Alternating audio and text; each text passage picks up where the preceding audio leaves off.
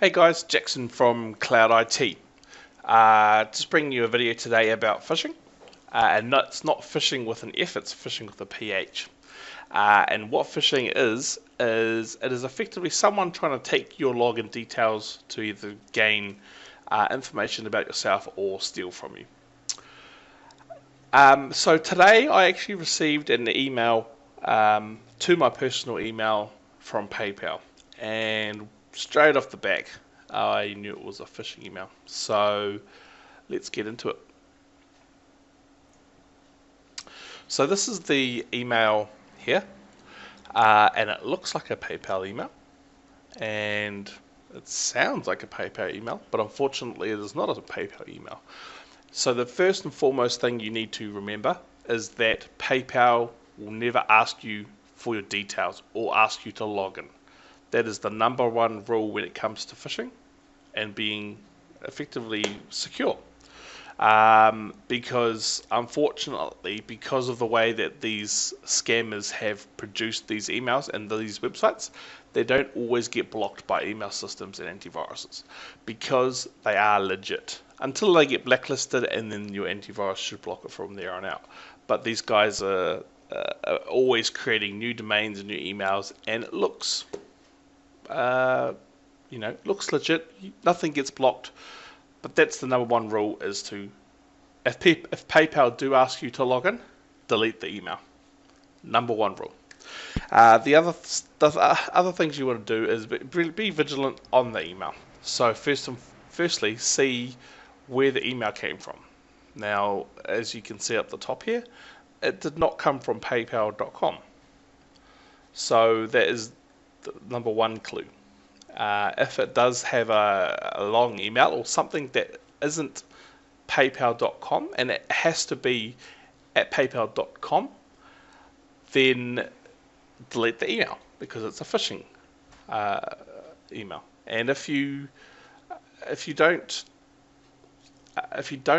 notice this, the next thing you will do notice, and this is one of the easiest bits to look at. So effectively in the email, it's going to ask you to log in somewhere, and that button has a link to a website. So if we put our mouse over the button, it'll then tell me where it's going to take me. Now if that's not the right place, whether it's in this case PayPal, whether it's your bank, whether it's just a login to a big website, if it's not the right link, it's a phishing email. Delete the email.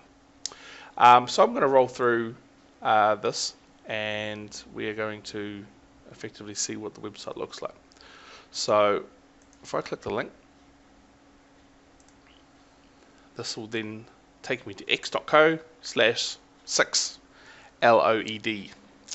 And so once again we get to this website, and it's not PayPal.com. Funny that. Now, one thing that I have noticed in the last 6 months or so is that people obviously use the emails on their phones. Now, there's an address bar on the phone, but sometimes it doesn't show you, so you do need to actually drag down to have a look at the address bar. Now, this address is not PayPal.com, and if it is not, once again, close out. It should be ringing bells in your mind, and you close out, delete the email. So effectively, it looks exactly like the PayPal email, but it's not. Now, there are the same buttons, and what these buttons most probably will do is it'll take you to the legit PayPal. But effectively, what you do is you enter your email, your password, and you click login. Now, what that instantly sends them a copy of your details to log into your PayPal or any website for that matter. There's actually some really good looking phishing websites out there that effectively a copy of the website exactly, whether it's a banking website, whether it's an auction website, or whether it's PayPal. It looks exactly like the login page at PayPal. In fact, I will bring up the login page right now, and if they have done it correctly, it should actually look exactly the same. So we go login. Now, There we go, it's automatically put my details into the correct website. So what we'll do is we'll look at the differences between the two. And I will drag that one to that side and that one to that side. Now, looks exactly the same, yet the address is different. And actually the SSL certificate that shows here is different. Now that just says secure. Doesn't mean it's necessarily PayPal. PayPal has its own signed certificate, so it'll say PayPal there. The other thing that you can clearly notice is one automatically gets filled in. That's because I've saved my details in Chrome. But it doesn't fill in this side. It actually doesn't even give me the ability to click down and click on, the saved account, because it's the wrong website. Now, if I'm on this phishing website here and I click trouble logging in, it doesn't let me do anything. If I click sign up, it doesn't do anything. Now, in a lot of websites, what those websites will do, it'll take you to the legit website. So it thinks that you're using the legit website. Now, effectively, I can type in any details on here, and it won't log in. So most phishing sites will get you to enter your details, and then you'll click login, and it will say your details are wrong, and then it will take you to the real website, and it will say, details are wrong, log back in, and you log in. So you don't actually know that you've been scammed. It's very tricky. It's very tricky to pick up sometimes, but as long as you're vigilant in the email stage, you shouldn't get this far. Now, if I enter in some details, if I enter in info@johnsplumbing.co.fake, because we all know that's not a real domain, and password is password123, and I'll click login. Now, depending on how they've done this website, I'll go never. So that's taken me into the effectively my account. Now it says your account will be limited for more than 15 days. It will continue to be limited, and you do not have any ability to withdraw funds. Now, what this is probably going to do is this is going to give them 15 days effectively, because you don't realize that your PayPal is not locked. They will use that time to log into your account and effectively take what they can. So what this page is effectively going to do is it will take you to the next page and ask you some questions. Now, the reason for this is because PayPal is quite secure. So for them to basically get access to your stuff, they need to ask you more questions. So I'm assuming when I click continue, it's going to ask me some questions. If not, it'll take me to the main page. So let's find out. Here we go. So, so it's going to effectively get my details in a full light of day. Right there, it's going to put my details. So I'm going to say my name is John, and my last name is Johnny. I am from Johnny Street,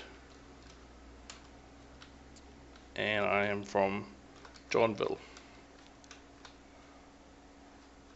in John. Postcode will do number 4321, Primary New Zealand. Phone number is 99865514. Maiden name is John Eater. Date of birth is January the 1st, 1900. Card holder's name. Now I'm going to enter John's Plumbing. Card number is 999 999 999 999 999. Expiry date is the 9th of 2037. Security code is 9999. Submit. That's going to ask me to. I can't put 999. 027. Right. It might not accept that because it needs a proper card number. So we'll go 4385. There you go. It knows it's a Visa.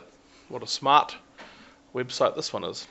1, 2, 3, 4, 5, 6, 7, 8, 9, 10, 11, 12. And code is 088. Now, it obviously knows that it can't be 1937.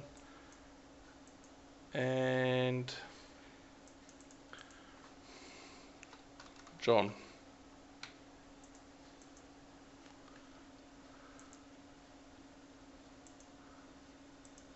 John, as it's a Visa.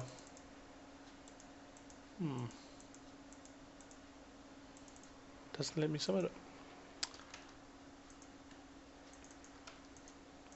Ah, it's really funny. So it's got my details, but it doesn't want it. That's very interesting. Well, I will wrap this video up, and be safe out there. Number one security product is yourself. So if you make sure you keep vigilant when you're checking your emails, no big company is going to ask you for you to log into their website. Check the email address, check the link, and you'll be safe. That's Jackson from Cloud IT. Focus on your business, not your IT. You can give us a call on 0800 256 831 or give us an email at support@cloud-it.co.nz. Thank you.